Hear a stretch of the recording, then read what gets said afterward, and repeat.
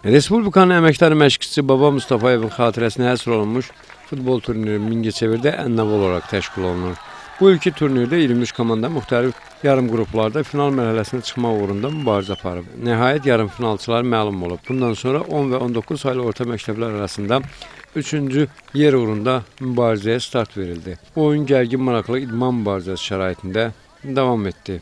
Daha güclü olan 19 saylı məktəbin komandası 3-cü mükafatı özünə təmin etdi. Nəhayət, İstək liseyi doğma divarlar arasında təbiət, riyaziyyat, humanitar təmayüllü şəhər liseyinin futbolçuları ilə final oyununa çıxdı. İstək liseyinin komandası rəqibinə şans tanımadı. 5-1 hesabı ilə qalib gələrək Baba Mustafayevin xatirəsinə həsr olunmuş turniri qalib olaraq başa vurdu. Yarışların Təşkilat Komitəsinin rəhbəri Fəxri İdman və Bədən Tərbiyəsi işçisi Eyüp Həsənov turnirlə bağlı fikirlərini paylaşdı. O, turnirin keçirilməsində yaratdığı şəraitə görə şəhər stadionunun və İstək liseyinin rəhbərliyinə təşəkkürlərini çatdırdı. Bugün final mərhələsinin son oyunlarıdır.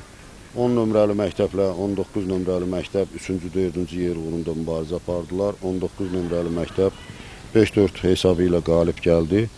Birinci, ikinci yer uğrunda oynayan komandalar isə Mingəçevir şəhər liseyi ilə İstək liseyinin yığma komandaları arasında gedir. Hal-hazırda oyunun birinci hissəsidir. 2-0 hesabı ilə İstək liseyi öndədir. Hər il olduğu kimi bu ildə futbol yarışlarına böyük maraq var.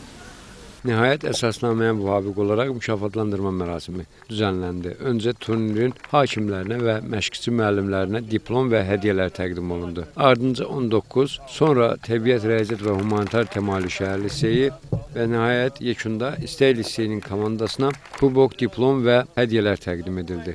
Mükafatlandırma mərasimi coşqulu anlara səhnə oldu. Qeyd etmək yerinə düşər ki, final oyunu əsl azarkeş dəstəyi ilə müşahidə olundu. Ehtiram Muradlı, Hörmət Məhrəmov, MTV.